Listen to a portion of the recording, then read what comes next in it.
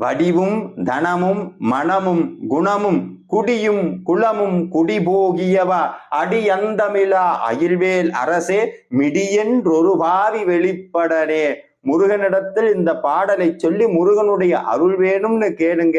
முருகனுடைய அருள் இருந்தால் நீங்கள் கேட்கக்கூடிய பொருள் எல்லாம் தானாக வந்து சேரும். நன்றி.